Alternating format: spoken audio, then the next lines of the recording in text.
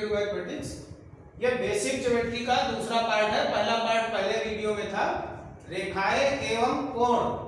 सबसे पहले तिर्यक रेखा, transversal line. दो सीधी रेखाएं AB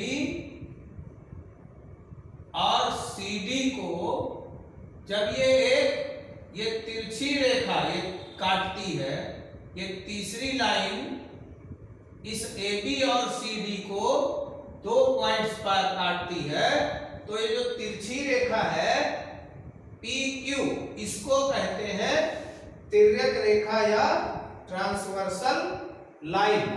से this is L and this is M। तो ये जो L M है ये तिर्यक रेखा या ट्रांसवर्सल लाइन कहलाती है। इस तिर्यक रेखा द्वारा बने कोण कौन से होते हैं? नंबर 1 है संगत कोण, जिसको कहते हो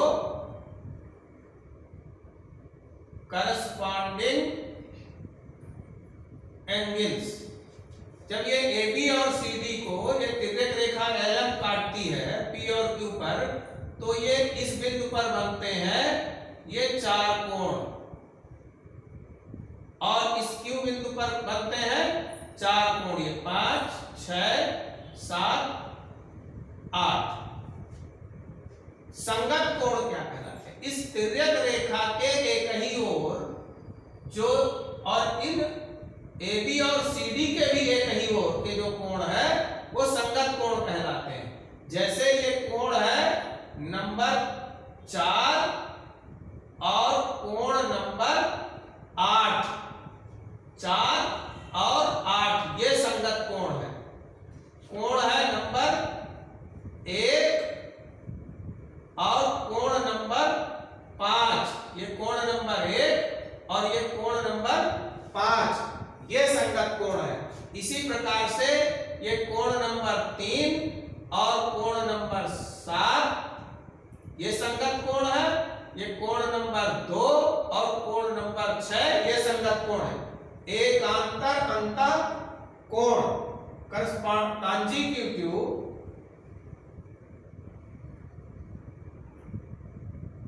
interior angles. No, this is not consecutive interior angles, alternate interior angles, alternate interior angles। तिर्यक रेखा के एक साइड में ये कोण 3 और दूसरी साइड में ये कोण 5, अल्टरनेट। तो जो कोण 3 एंड कोण 5, 3 एंड 5 ये अल्टरनेट इंटीरियर एंगल्स है।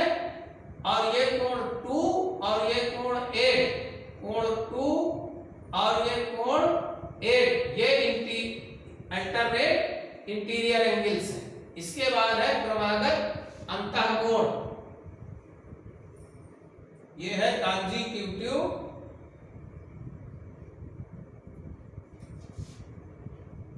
Interior angles. क्रम से अंतःकोण ये 3 और 8, 3 और कोण 8 क्रमागत अंतःकोण। अंतःकोण एक ही साइड, ये अंतःकोण है 3 और 8 और एक ही साइड 3 और 8, और दूसरा है 2 और 5 ये क्रमागत 2 और 5 ये क्रमागत अंतःकोण कहलाते हैं। इसके बाद है एकांतर बाह्य कोण, alternate exterior angle, alternate exterior angles. दो पेयर है इसके, ये कोण 1 एंड कोण 7, कोण 1 एंड कोण 7 ये बाहर के जो कोण है और अल्टरनेट है। एक तिर्यक रेखा के इस साइड, एक तिर्यक रेखा के अनदर साइड, और ये कोण है 4 और अगला कोण है ये 6। ये 4 इस साइड और ये 6 अनदर साइड, तो ये 4 और 6 ये भी है एकांतर बाह्य कोण। दो समांतर रेखाओं और तिर्यक रेखा के बीच बने कोण यदि एक तिर्यक रेखा दो समांतर रेखाओं को काटती है, ये तिर्यक रेखा LM इस रेखा AB और CD को पॉइंट P और Q पर काटती है, तो नंबर 1 संगत कोण, ऊपर से लिखे, यदि एक तिर्यक रेखा दो समांतर रेखाओं को काटे तो संगत कोण बराबर होते हैं, तो संगत कोण बराबर होते हैं।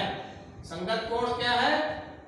एक कोण ये नंबर 1 और एक कोण ये नंबर 5, तो कोण नंबर 1 बराबर कोण नंबर 5 के, कोण नंबर ये 2 इस कोण नंबर 6 के बराबर, ये कोण 2 कोण 6 के बराबर, ये इधर का कोण 3 इधर के कोण 7 के बराबर, कोण नंबर 3 कोण नंबर 7 के बराबर, और ये कोण नंबर 4 इस कोण नंबर 8 के बराबर, कोण नंबर 4 कोण नंबर 8 के बराबर। एक ये होगा संगत कोण बराबर होते हैं।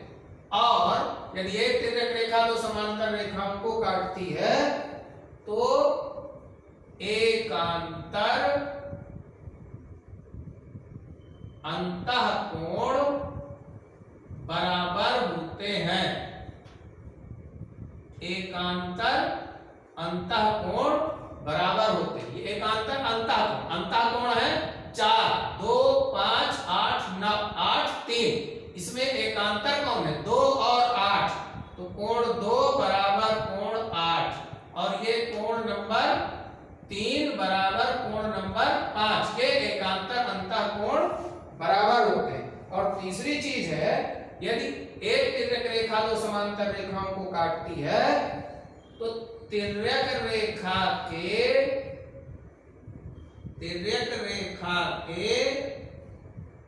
एक ही ओर के अंतःकोणों का योग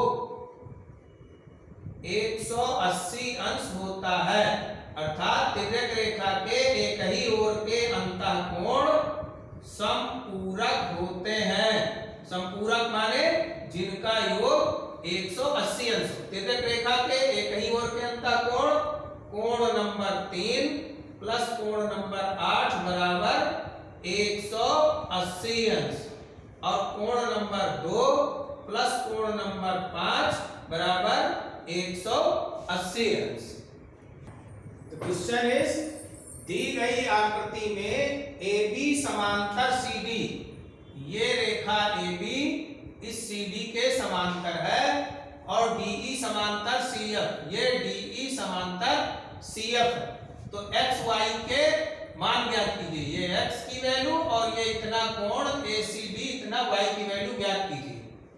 देखिए AB समांतर CD, AC तिर्यक रेखा और तिर्यक रेखा AC इन्हें काटती है, तो ये कोण और ये कोण एकांतर अंतःकोण है। इस प्रकार से आकृति बनी, देखिए ये ऐसे A B C D, ये कोण और ये कोण, इसलिए कोण BAC बराबर कोण ACD, ये है 50 डिग्री, और ये ACD जिसका मान निकालना है वो है y, इसलिए y बराबर हो गया 50, y का मान हो गया 50। दोबारा लिखा है